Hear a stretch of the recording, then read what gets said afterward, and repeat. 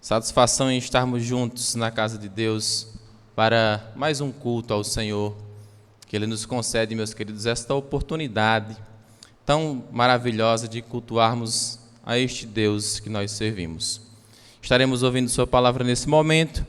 Eu gostaria que você deixasse sua Bíblia aberta no Salmo de número 42, mesmo Salmo que o nosso presbítero iniciou a nossa liturgia, o nosso culto, lendo este Salmo que vai nos falar muito esta noite para a glória do nosso Deus.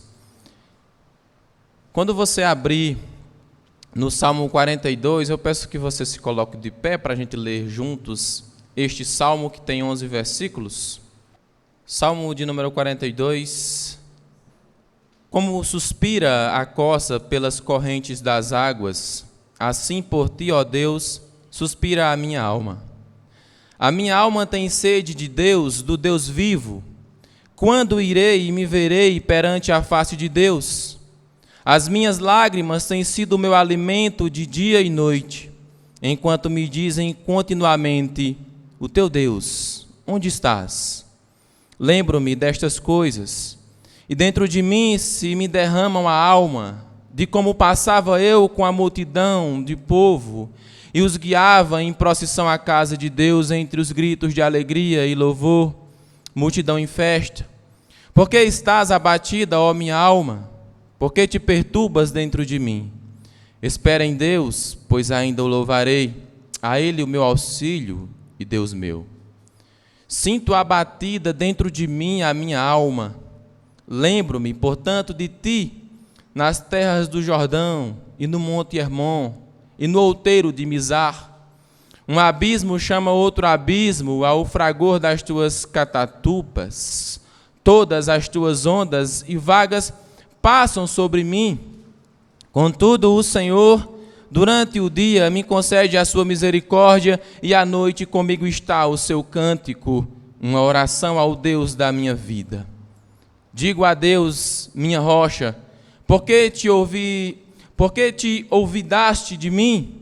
Por que hei de andar eu lamentando sobre a opressão dos meus inimigos? Esmigalham-lhe os ossos quando os meus adversários me insultam, dizendo: e o teu Deus, onde está? Por que estás abatida, ó minha alma? Por que te perturbas dentro de mim?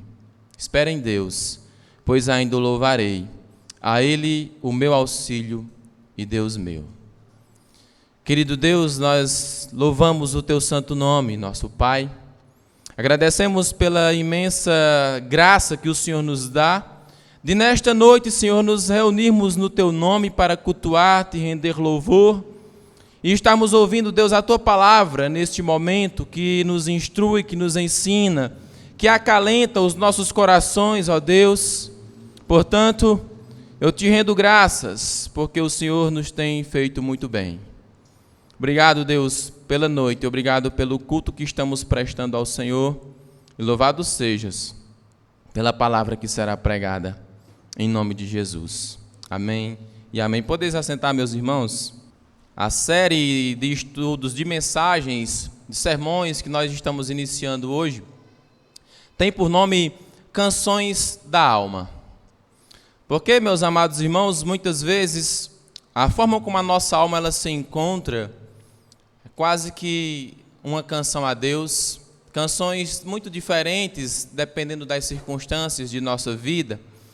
E a palavra de Deus, ela trabalha muito bem os cânticos, a poesia, ela trabalha muito bem, amados irmãos, e ela tem esse poder, a música ela tem esse poder de nos levar a adorar a Deus, e não é em vão, não é à toa que o Senhor introduziu no seu culto esta parte essencial que é a música, que por meio dela nós como igreja louvamos ao Senhor também.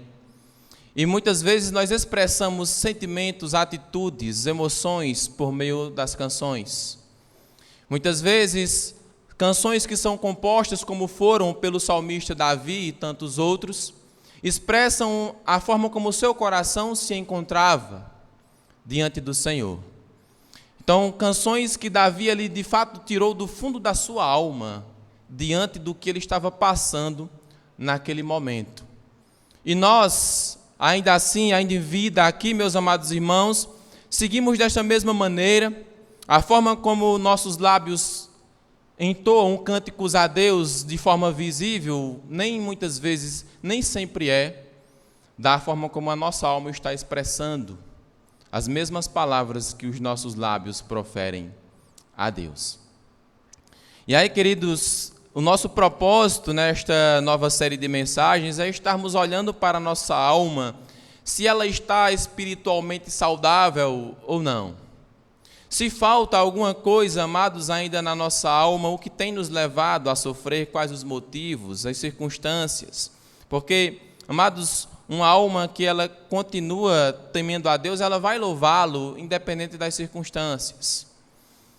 A pergunta que nós vamos estar direcionando esta mensagem de hoje, você vai se fazer a pergunta: minha alma ainda tem sede de Deus? Porque, diante deste salmo que nós vamos estar expondo hoje, a pergunta respondida vai ser esta: como está a sua sede por Deus? Como está a sua vida com o Senhor? E vamos meditar, amados, nesta mensagem esta noite. Vocês já passaram por aquela sensação de estar cansados, mas mesmo sem estar trabalhando? Às vezes a gente chega um para o outro e diz: e aí, como é que tu está, meu irmão? Como é que está fulano? Como é que está cicrano? A resposta, muitas vezes, que virou um jargão é: eu estou bem. Mas nem sempre, confessemos, é de fato como o nosso coração se encontra. Nem sempre quando nós respondemos para uma pessoa: está tudo bem, está tranquilo, é de fato como o nosso coração está diante de Deus. Nós muitas vezes temos a sensação de estar com sono, mas sem estarmos tão cansados, de estar vazios, mas não com fome, de sentir falta de alguma coisa sem saber o quê. Essa sensação um pouco de vazio, às vezes, que há em nossa alma, no coração do ser humano. E por que será que isso acontece? O que isso tem a dizer aos nossos corações? O que podemos aprender com esta sensação, com este estado que é real, particularmente de cada um? Todo ser humano passa por isso. Todos nós seguiremos passando até que o Senhor enxugue dos nossos lábios o nosso choro, enxugue dos nossos rostos, amados irmãos, toda lágrima.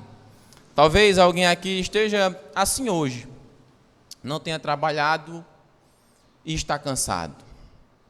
Você pode estar sentindo um certo vazio, mas não sabe o quê.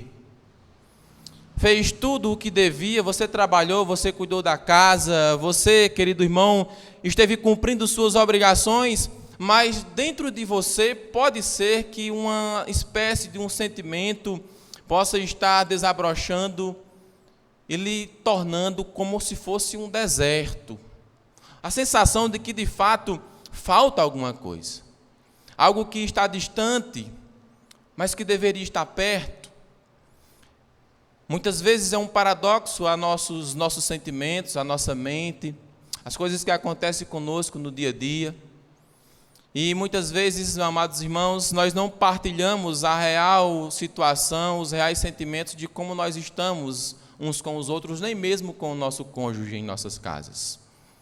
Mas Deus, Ele é quem sabe o estado em que o nosso coração se encontra, independente da resposta que nós demos, de forma visível e em alto e bom tom às pessoas que estão à nossa volta que nos procuram. Nós costumamos ter este sentimento na nossa vida. Muitas vezes, amados, o que nós sentimos pode ter relação direta com a nossa vida espiritual. E tem muitas vezes. Chamando por Deus, algo lá dentro de nós, clamando pelo Senhor, perguntando: por que estás abatida, ó minha alma? O salmista, ele fez essa pergunta a ele mesmo, ele estava clamando por Deus, e isto tanto na vida do salmista, quanto na nossa vida, se nós estivermos passando por isso, ou quando passarmos por isso, que iremos passar sem sombra de dúvidas, isto é um sinal de sede. Uma sede que só alguém pode saciar de dentro de você, porque, amados irmãos, há um tipo de sede na nossa vida que só Deus pode saciar. Há um tipo de sede que uma água como esta que nós tomamos para saciar a sede física, ela não pode saciar. Então, se você já sentiu esta sede, se você está sentindo esta noite, este momento, se alguém compartilhou com você que está passando por algo parecido, sem sombra de dúvidas, pode ser esta sede da alma, esta sede que está pedindo a você um copo de água, mas não é uma água qualquer. É uma água que faz em você, transforma você em uma fonte de água que transborda para a vida eterna, a água viva.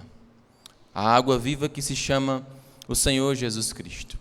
Então, este sermão de hoje vai ter como objetivo isto, meus queridos irmãos, diante desta nova série Canções da Alma, onde estaremos refletindo nos salmos e cânticos das Escrituras que expressaram a forma como aquela pessoa se encontrava naquele momento, mas que estava tendo uma experiência com o Senhor, algo que apontava para uma necessidade que não era negociável. Deveria se fazer alguma coisa para que esta sede ela fosse saciada. Queridos, estes hinos, estes salmos, estes cânticos nos ensinam o nosso coração a cantar corretamente e novamente a Deus, independente das circunstâncias. Porque, queridos irmãos, independente das circunstâncias, nós somos dependentes de Deus, que és o Senhor Todo-Poderoso, que nunca muda e que cuida dos seus filhos e que tem o poder e a capacidade de saciar esta sede que pode haver em mim e em você. Você já pode ter tido aquele vazio que só o Senhor pode preencher. Aquele vazio da pessoa que está distante de Deus, que ainda não o confessou como o único Salvador de sua vida. E tendo confessado, você então se sente preenchido, mas não significa que no decorrer da vida cristã você não vá se esvaziar. Não significa que no decorrer da caminhada cristã você não vá se sentir sedento de alguma forma. Nós vamos observar que esta é uma característica da vida cristã. Embora, todavia, uma característica que nós precisamos tomar cuidado quando ela estiver vindo sobre nós, queridos irmãos. E nós começamos por aqui, por este texto hoje de Salmos 42, versículos 1 ao 11. Justamente porque ele nos mostra uma alma cansada, uma alma que está seca, uma alma que está sedenta, precisando de alguma coisa. Então observem que este salmo que nós lemos, amados, ele é o Salmo 42, que abre o livro de número 2 dos 5 livros que formam o livro dos Salmos, os seus 150 capítulos. Os 150 capítulos do Saltério são divididos em 5 livros, e o Salmo que começa aqui no número 42, este capítulo é o livro de número 2 do Saltério. Ele parece, amados irmãos, inclusive, eu não sei se você teve a curiosidade de ler o 43 também, mas parece ser uma única estrofe, parece ser uma única fórmula, queridos, estes 2 salmos juntos, uma única composição, porque as evidências que ele nos mostra é de que eles compartilham de um mesmo refrão, que é bem conhecido em nosso meio, esse refrão que nós lemos: porque estar abatido, ó minha alma, porque te perturbas dentro de mim. Espera em Deus e ainda o louvarei. Então, no versículo 5, 11 do 43, e no versículo 5 do Salmo 43, é a mesma estrofe, é este mesmo refrão que aponta para uma sequência, uma mesma composição, sem falar que este salmo, ele não tem um subtítulo que nós encontramos nos demais, como por exemplo, na sua Bíblia, se você reparar, no Salmo 42 vai ter ao mestre de canto, salmo didático dos filhos de Corá. No 43 não nos diz nada, mas no 44 já diz ao mestre de canto dos filhos de Corá, salmo didático. Percebam que a falta deste subtítulo, os estudiosos apontam como sendo uma única sequência. O salmista que escreveu aqui este salmo, diante do título que nós lemos, provavelmente foi um dos filhos de Corá, que eram os levitas responsáveis pelo trabalho no templo. responsáveis por organizar tudo, por louvar a Deus com as canções. Então, possivelmente foram estes. Um destes filhos de Corá escreve aqui este salmo, e a experiência de vida que ele tem para escrever este salmo é uma experiência que toca a todos nós, porque muitas vezes nós já nos sentimos da maneira como ele se sente, com uma sede de alguma coisa que só algo específico pode saciar. E este algo é alguém, e este alguém é Deus. Amados, ele está distante de Jerusalém, não se sabe o porquê que ele não poderia voltar para Jerusalém, para estar adorando ao Senhor. Ele estava fisicamente distante. O texto vai mencionar a terra do Jordão, onde ele estava ali, naquelas terras do Monte Hermon e do Monte Mizar. A região norte era longe do templo, era longe de Jerusalém, amados. E como nós sabemos, no Antigo Testamento, a presença de Deus de forma específica só era possível, só era mais, da forma como Deus estabeleceu, você só poderia sentir mais estando no templo, indo ao templo, estando em Jerusalém ou no tabernáculo no tempo do deserto. E aí, estes eram os únicos lugares que você poderia ir, que os judeus tinham que ir uma vez por ano, para cultuar a Deus, sacrificar a Ele e sentir a presença de Deus de forma mais específica, onde a arca do Senhor, que significava, representava a sua presença, estava. É por isso que quando o salmista está distante de Jerusalém, ele se sente esse vazio, ele sente esta sede. Alguma coisa o impedia de ir até Jerusalém, adorar a Deus na sua presença e senti-la de fato, e matar a sua sede. Era lá que a palavra do Senhor era exposta, era lá onde os sacrifícios eram feitos e os seus pecados eram pagos. De algum modo ele está sendo perseguido também pelos seus inimigos, conforme o texto nos mostra, meus queridos, e este cenário vai levar o salmista, o filho de Corá, a compor este salmo aqui, expressando algo profundo da sua alma. Um sentimento que ele está sentindo e está desesperado por ele. E ele vai orar a Deus em forma de canto. Essa experiência que o salmista teve de estar longe da comunhão com Deus não significava que ele não poderia se direcionar a Deus em oração.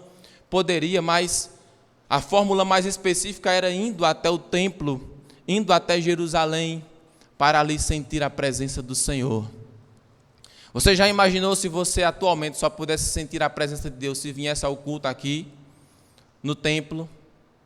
O que você faria? Os judeus eles ficavam aguardando um ano, muitas vezes, para ir até para o dia da expiação que era executado pelo sumo sacerdote. E eles aguardavam na expectativa, amados, de irem. Não significa que eles não poderiam em outros momentos. É por isso que nós, de alguma forma que o texto não nos diz, o salmista aqui ele não poderia ir a Jerusalém para matar a sua sede por Deus. Hoje, essa distância geográfica, como nós sabemos, ela não existe mais, por conta de Cristo Jesus, que esteve interrompendo, rasgando o véu. Ele, com o seu sacrifício, conquistou isso para nós, mas antes não era assim. Amados, aqui está o ponto que nós vamos desenvolver esta noite, dentro de pouco tempo. A distância física, amados, não é a única distância que existe entre nós e Deus. Porque, embora o véu tenha sido rasgado, embora as pessoas, a igreja, aqueles pelos quais Cristo morreu, aqueles que confessam Ele como seu único Salvador, tenham livre acesso à presença do Senhor, e, diferentemente do Antigo Testamento, já não é mais necessário ir a um templo, a um local físico para ter contato com o Senhor Deus. Mas isso não significa que todos têm livre acesso à presença de Deus, porque por algumas questões que acontecem na vida, uma distância é formada, é construída, é levantada, é erguida dentro de nós e faz uma barreira entre nós e Deus. E é aí que vem a sede da alma. É aí que vem a percepção que alguma coisa está nos faltando, que nós precisamos tomar alguma coisa. Existe uma distância que nós sentimos, amados irmãos, mesmo quando tecnicamente nós estamos aqui no culto.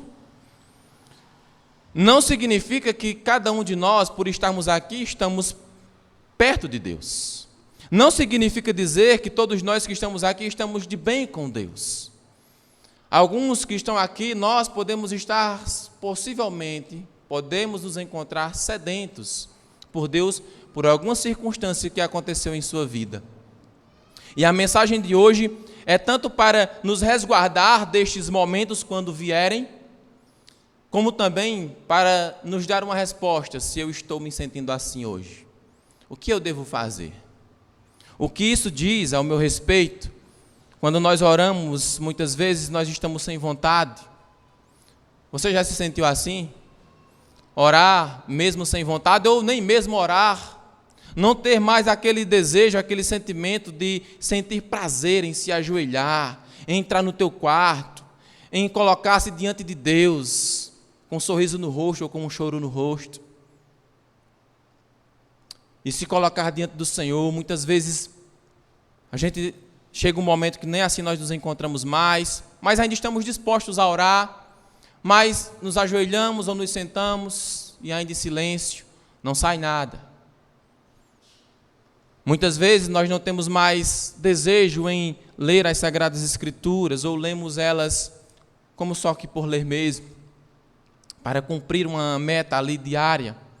Muitas vezes nós estamos cantando hinos maravilhosos ao Senhor, sem que do nosso fundo do nosso coração esteja de fato entoando aquele cântico a Deus. Por isso que eu disse que muitas vezes, nem sempre a mesma entonação de voz que sai dos nossos lábios é a entonação da voz do nosso coração para com Deus. Porque se nós não estivermos bem com Deus, se nós estivermos longe dEle, nós não sentiremos alegria e prazer em louvar a Deus, em cantar a Ele.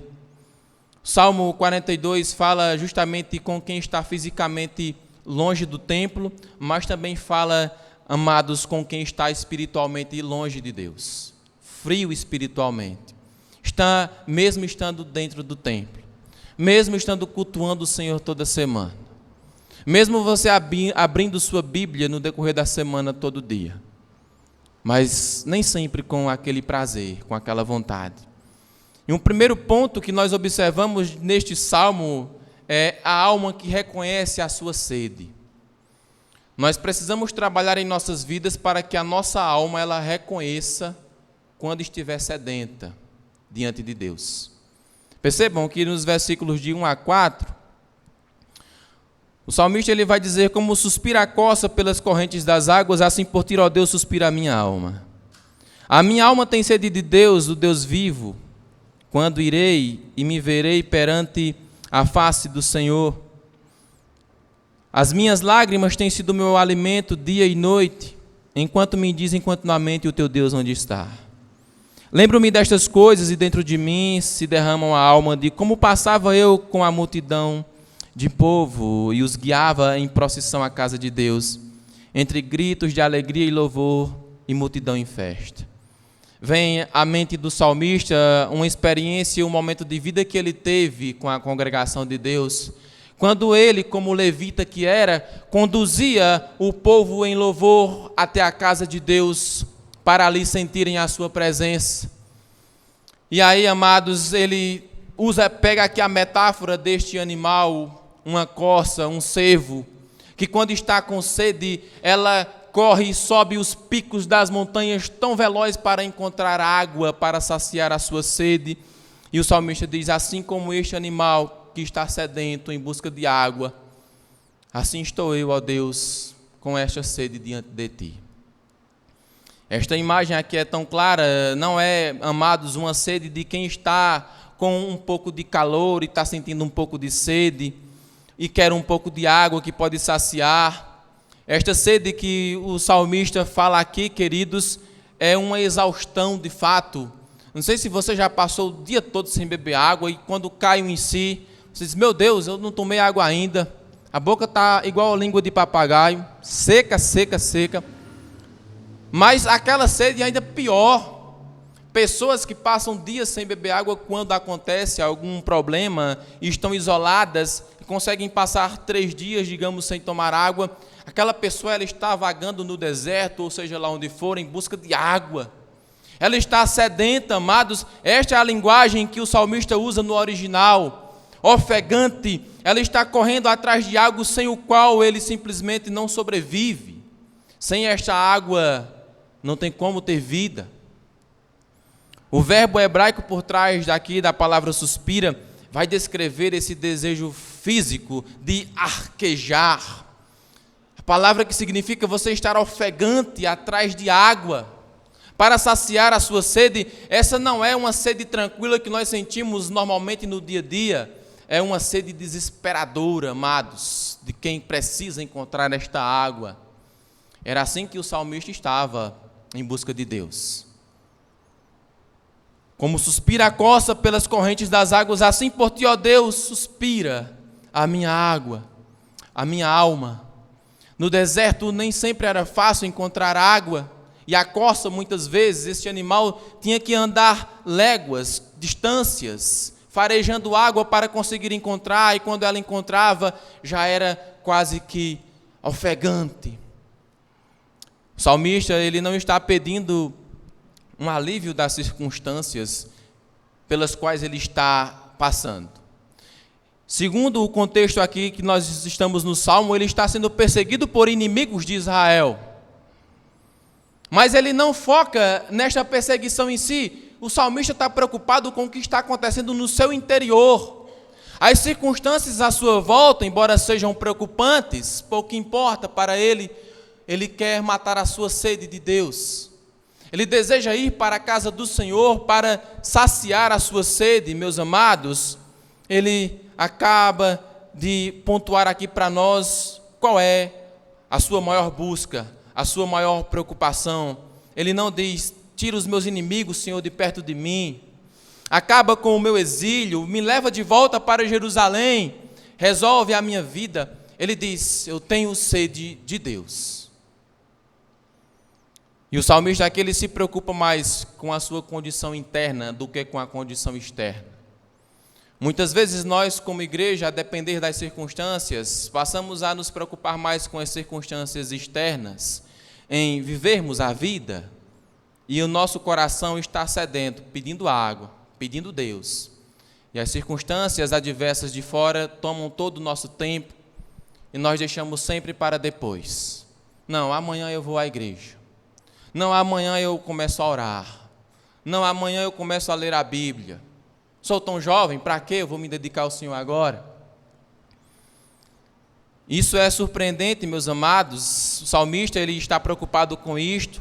Ele tem sede do Deus vivo, não é de qualquer divindade, não é de qualquer Deus, é do Deus vivo que salvou o povo de Israel das mãos do povo do Egito. Ele aqui não tem saudade de uma religião apenas, de executar práticas religiosas. O salmista aqui, ele não tem sede, queridos, de uma ideia de Deus. Ele tem sede da pessoa de Deus, do Deus vivo, o Deus triuno, o Deus que se apresentou e salvou Israel. Isso é maravilhoso. Porque normalmente nós pensamos que uma pessoa espiritualmente saudável é aquela que está bem.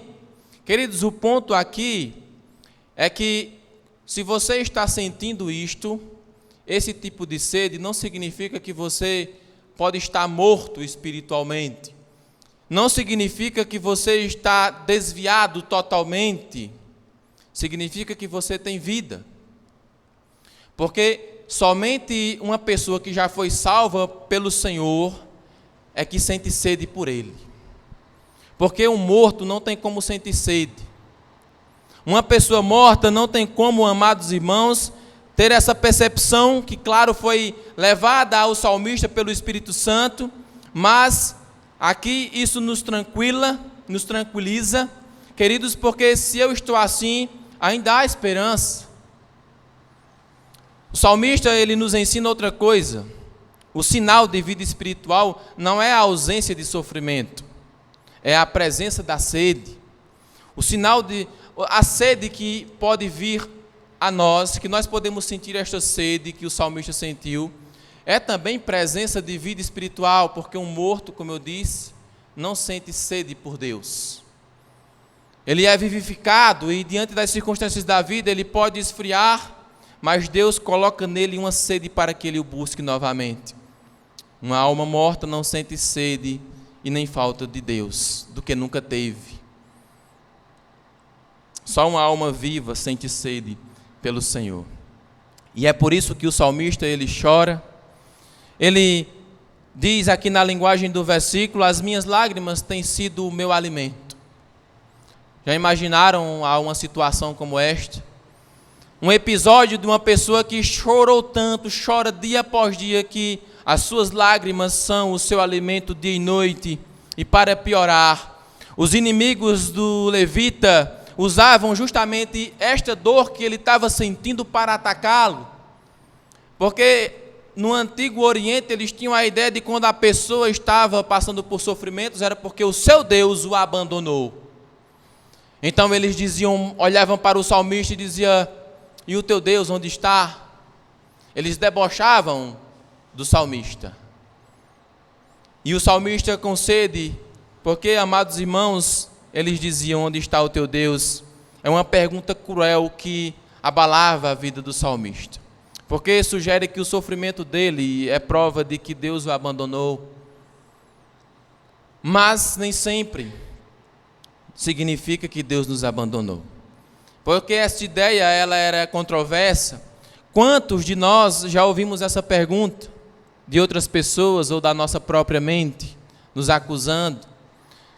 Quando você esteve ruim, difícil, momentos difíceis com Deus, ou quando estiver, não deixe se levar a enganar por esta pergunta duvidosa que a mente pode colocar em seu coração, como querendo que te colocar na dúvida se você é salvo ou não. Como querendo te colocar na dúvida, você deve mesmo, na situação que está na casa de Deus? Queridos, essa é uma mentira antiga dos nossos corações, de querer nos levar a acreditar que porque nós estamos frios espiritualmente, sedentos por Deus, nós não precisamos mais buscar a Deus. Esta é uma mentira da tua carne para te manter distante do Senhor. Esta, na verdade, a sede é um sinal que tua alma está pedindo por Deus, e você deve buscar, você deve ir, você deve pedir socorro. Jó, ele sofreu sendo íntegro. Davi, ele sofreu sendo amado. E amados, o próprio Cristo, o Filho amado do Pai, ele sofreu ao ponto de gritar: Deus meu, por que me desamparastes? Por que me abandonastes? Mateus 27, 46. E isso mostra que até o Filho de Deus experimentou o grito da distância para com o próprio Senhor. Ele sentiu na pele, meus amados irmãos, essa sede, a sede da nossa alma, mesmo quando muito dolorosa, ela não coloca fora da comunhão com Cristo. Ela não nos coloca fora da necessidade da igreja, do corpo de Cristo ou da sua palavra. Na verdade, ela nos coloca dentro. Ela sabe o que é isso, porque o próprio Cristo passou por isso. Diante disso, eu pergunto a você mesmo. Você pode perguntar a si mesmo: minha alma tem sede de Deus? Amados, e nós sempre precisamos pedir por mais de Deus. Nós sempre precisamos de sede de Deus. Claro que nós não podemos deixar chegar a tal ponto de uma sede como esta que o salmista estava, que assemelha-se a uma distância de muito tempo de Deus. Não podemos passar muito tempo distantes de Deus. Então, amados, é justamente este pedido aqui que nós precisamos fazer, que revela a fome de Deus, vontade de orar, sede pela presença do Senhor. Se hoje você reconhece essa sede, talvez até dolorosa ela possa ser, mas isso não significa uma fraqueza a tal ponto de você abandonar o Senhor. É sinal de que o Espírito de Deus ainda está trabalhando em você, provocando esta sede na tua alma para que você o busque, para que você vá e beba de Deus, porque o próprio Cristo disse: aquele que tem sede, venha e beba. Em segundo lugar, amados, a alma que fala consigo mesma. É o segundo ponto que nós observamos no versículo 5. Ele diz: por que estás abatido, ó minha alma, por que te perturbas dentro de mim? Espera em Deus, pois ainda o louvarei, a Ele o meu auxílio e Deus meu. Sinto abatida dentro de mim a minha alma e lembro-me, portanto, de ti nas terras do Jordão e no Monte Hermon e no outeiro de Mizar. No meio do lamento que o salmista está tendo, confessando a sua sede por Deus, ele começa a dialogar consigo mesmo, com ele mesmo. E isso aqui aponta talvez para uma característica e para algo que nós temos parado de ter com nós mesmos. O diálogo com o nosso próprio coração. Muitas vezes nós sentimos a sede.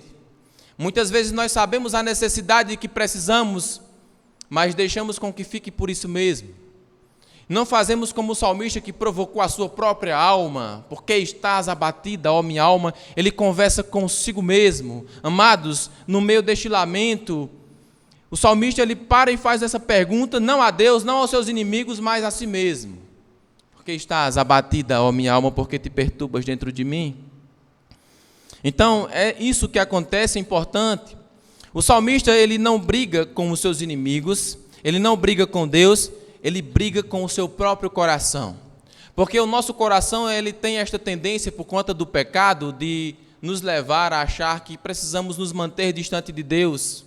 A nossa alma ela se abate diante das circunstâncias, mas a essência, o poder que Deus colocou em nós, ele pode converter este estado da nossa alma. Ou seja, nós não precisamos chegar a tal ponto, queridos, como observou o comentarista puritano presbiteriano Christopher Lowe. Ele falou que homens perversos oprimiram Davi e o diabo o tentou. Contudo, ele repreende não a eles, mas o seu próprio coração e nada mais. Nós temos a tendência de querer focar todas as coisas no diabo, em Satanás. Até mesmo as adversidades pelas quais passamos. Até mesmo as circunstâncias da alma nossa que se encontra. Mas o salmista, segundo diz este comentarista, o salmista Davi, ele não olhou para culpar o diabo ou seus inimigos que o oprimiam, mas ele repreende o seu próprio coração, porque o nosso coração é o nosso maior inimigo. Tenhamos isto em mente. Não culpe Satanás por tudo, não culpe o mundo por tudo, olhe primeiramente para o seu coração, porque a palavra bem diz, maldito o homem que confia no homem, enganoso é o coração mais do que todas as coisas, desesperadamente corrupto, quem o conhecerá? Jeremias. Então, olhemos para o nosso coração, amados, e Calvino também comentando sobre isso, ele diz que a melhor forma de vencer as tentações não é sair para fora de nós mesmos, mas sustentar um conflito interno contra os desejos do nosso próprio coração.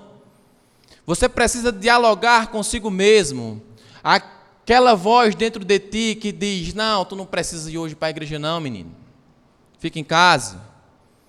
Olha, tu não precisa mais desse negócio de oração, de ler a Bíblia, de comunhão com o irmão. Que história é essa? Ficar em casa basta. A comunhão contigo mesmo basta. Percebam vozes do coração, queridos, que nos colocam em xeque contra a nossa comunhão com o Senhor. E se darmos atenção a ela, nós iremos nos desviar completamente. Porque a maior parte da nossa luta espiritual não acontece no confronto com o diabo, acontece na conversa que temos ou deixamos de ter com o nosso próprio coração e com a nossa própria alma. É por negligenciar muito esta verdade que muitos têm se entregado a problemas, a circunstâncias de preocupação, de ansiedade, porque não têm dialogado consigo mesmo. O problema é que na maioria das vezes nós simplesmente ouvimos o nosso coração em vez de falar com ele.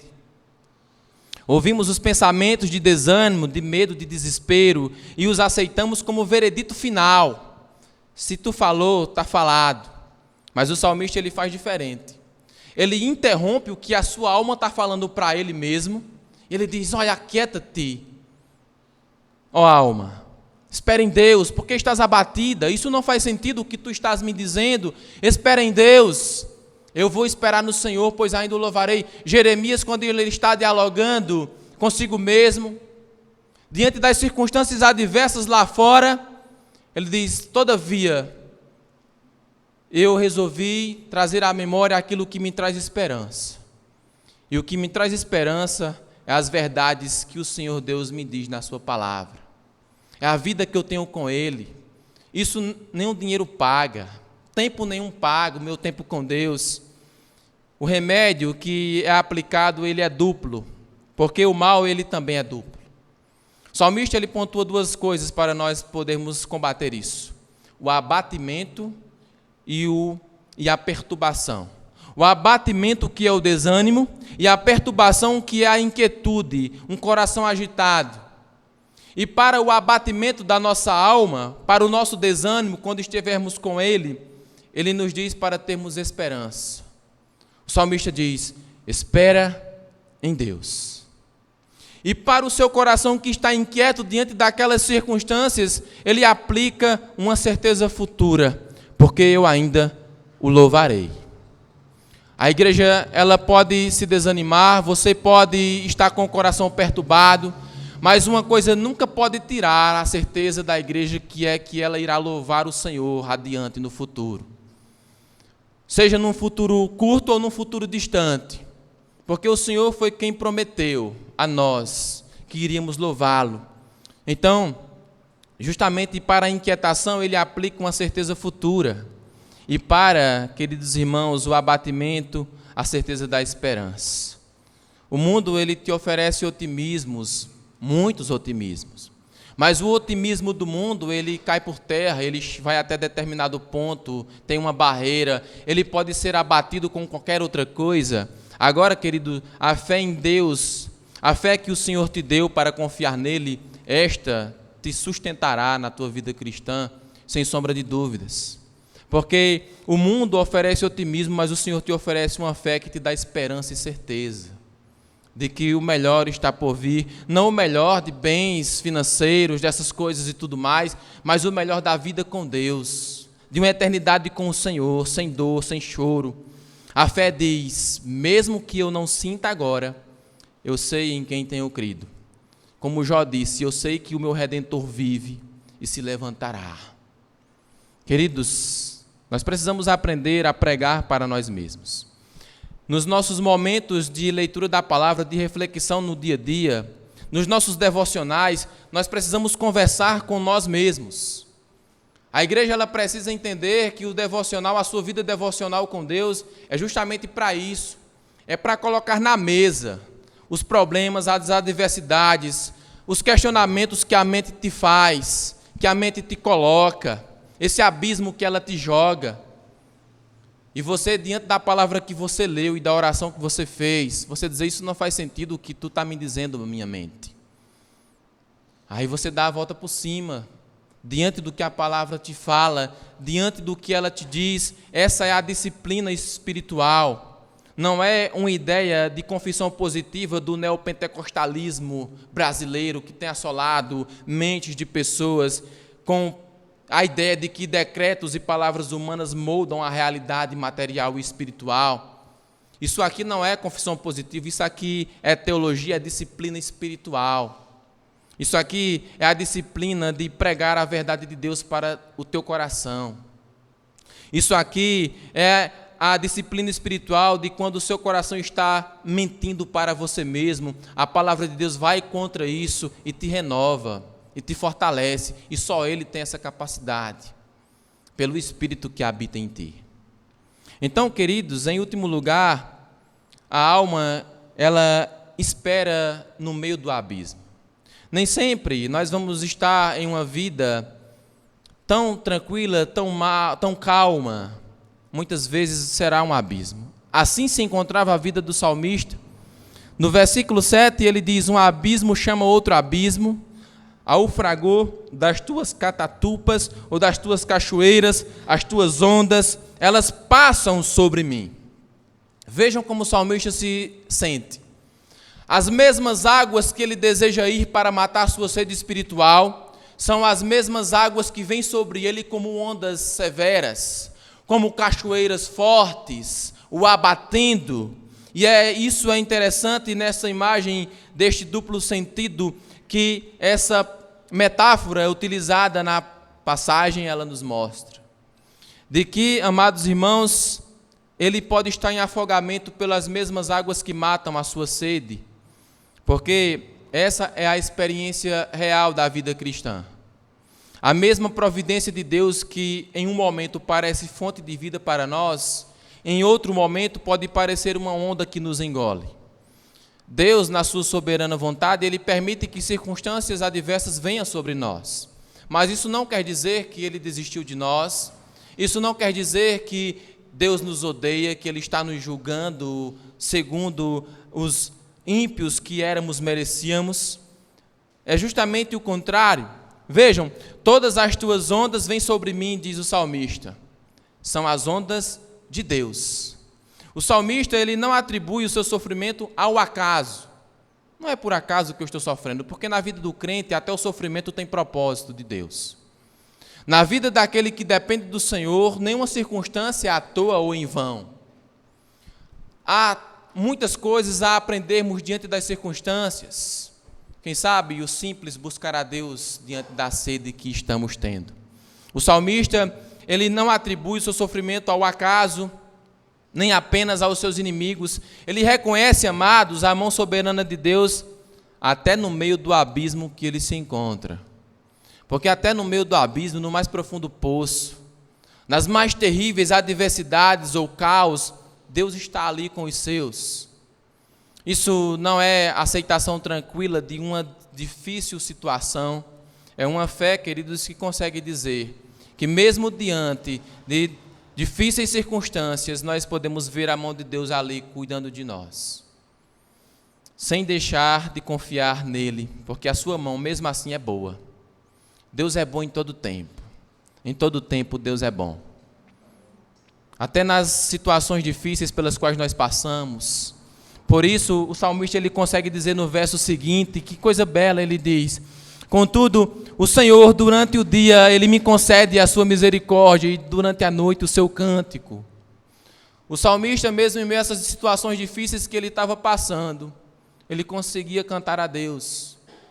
A sua alma conseguia louvar ao Senhor, porque ele sabia que mesmo com a sua alma abatida, ele esteve questionando com ele mesmo: por que está abatido a minha alma, por que te perturbas dentro de mim? Espera em Deus, porque ainda o louvarei, a Ele o meu auxílio e Deus meu.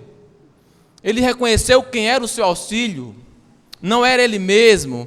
Ele repete neste verbo aqui, Deus ele ordena, Deus ele concede. No versículo 8, ele diz: contudo o Senhor durante o dia me concede a sua misericórdia. E no original significa ordenar. Deus ele ordena as suas misericórdias sobre nós. As misericórdias do Senhor que se renovam sobre nós todas as manhãs não dependem do que nós fazemos, depende tão somente de Deus. E foi Ele quem decretou na sua santa vontade que elas se renovariam sobre nós toda manhã, todo dia. Então, mesmo em meio às adversidades, mesmo em meio a um poço, a ser coberto por ondas, o salmista ele reconhece que Deus era misericordioso para com ele. A misericórdia de Deus ela não depende do humor do salmista e nem do nosso. Se vamos amanhecer de bom com Deus ou não. Podemos amanhecer o dia brigados com Deus, tristes porque o Senhor não nos respondeu, mas ainda ali a sua misericórdia será sobre nós. E então, pela terceira vez, ele repete quase a mesma pergunta. E pela segunda vez o mesmo refrão: por que estás abatida, ó minha alma? Ele segue questionando ele mesmo. Ele segue questionando a sua própria alma e vai às ideias, à realidade de que, sim, os seus inimigos estão o cercando, estão o acusando, significando que Deus o abandonou, e o refrão continua: por que estás abatido, ó minha alma? Porque as circunstâncias tendem a nos levar coisas enganosas e a duvidarmos de Deus, achar que Ele nos abandonou, achar que nós não somos merecedores de estar na sua casa, e por isso muitos crentes deixam de vir à igreja por se sentirem assim. Mas veja, não faça isso com você mesmo. Não te prejudique.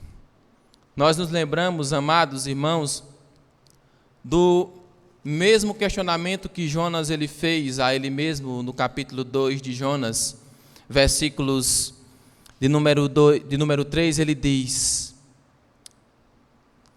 pois me lançaste no profundo, no coração dos mares, e a corrente das águas me cercou, todas as tuas ondas e as tuas vagas passaram por cima de mim. Vejam, o mesmo que o salmista sentiu no Salmo 42, Jonas ele sente aqui no capítulo 2, dentro do ventre da baleia, daquele grande peixe, que a gente, na nossa mentalidade, dizemos que foi uma baleia. Mas vejam, Jonas ele se pergunta isso, e o Salmo ele termina sem uma resolução completa. O salmista ele ainda não está no templo.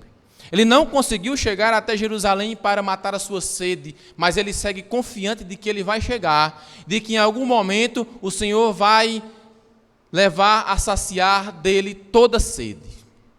Porque ele tem esperança, porque ele tem fé, que o Deus que prometeu é fiel para cumprir. As ondas ainda passam sobre ele e ele ainda espera. E é assim mesmo que as experiências da vida, amados, funcionam conosco. Neste mundo aqui, nas nossas vidas momentâneas, raramente acontecem em linha reta, mas é de forma cíclica, em círculo. Muitas vezes a nossa vida acontece isso, vem a sede, vem a luta, mas a palavra de Deus vem a esperança, vem, queridos, a confiança, vem as ondas de Deus sobre nós. A nossa luta ela continua, mas a esperança ela não morre, porque nós sabemos em quem temos crido. Então, amados, Jesus, ao se referir ao seu próprio corpo, ele disse: derrubai este santuário e em 3 dias o levantarei. Mateus 26, 38. Aliás, João 2,19. Ele é o verdadeiro templo. Cristo, ele é o lugar definitivo, queridos, do encontro entre os homens e Deus. No Antigo Testamento, eles tinham que ir até lá para sentir a presença de Deus. Em Cristo, nós só precisamos crer nele para termos esse encontro com o Senhor. No Getsemane, o próprio Cristo que experimentou de forma muito mais profunda que o salmista a sede de Deus. E essa profunda angústia, ele diz: a minha alma está profundamente abatida, em Mateus 26, 38. Triste até a morte. O Senhor Jesus sofreu isso ao ponto de suar gotas de sangue. Palavras que ecoam diretamente, amados, no refrão do nosso salmo que lemos. E na cruz, ele bebeu até o fim da distância que uma pessoa poderia ter com Deus.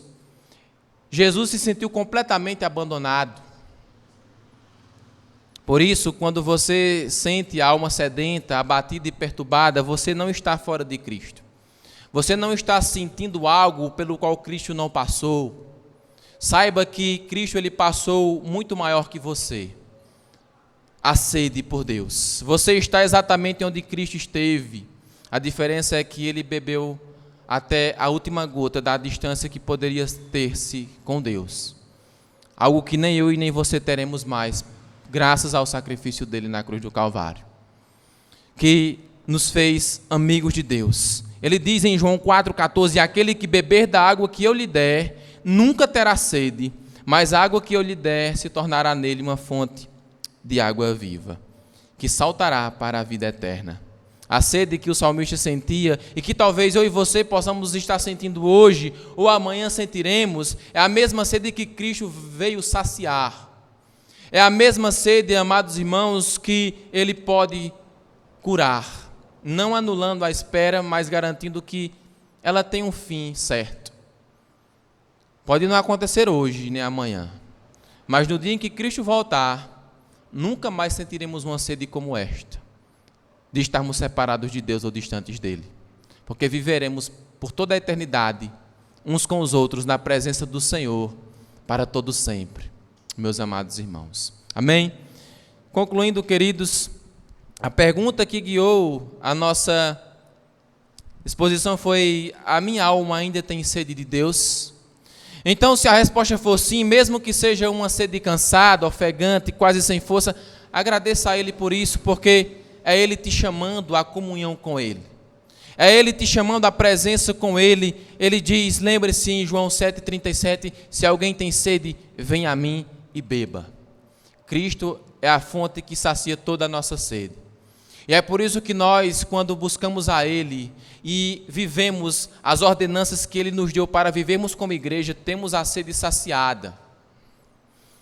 O salmista terminou seu lamento ainda esperando, mas nós, porém, podemos terminar esta noite com mais do que esperança. Nós terminamos esta noite, queridos, com a certeza de que em Cristo, que é a fonte de água viva, que está aberta definitivamente, Ele diz em Apocalipse 7,16, que lá, no último dia, na eternidade, não haverá mais sede. Essa é a nossa esperança. Até lá, a nossa alma ela continua repetindo com esperança o mesmo refrão do salmista. Por que estás abatida, ó minha alma, por que te perturbas dentro de mim? Espera em Deus, pois ainda o louvarei. A Ele o meu auxílio e Deus meu. Amém? Se você tem sede, não deixe de buscar a Cristo.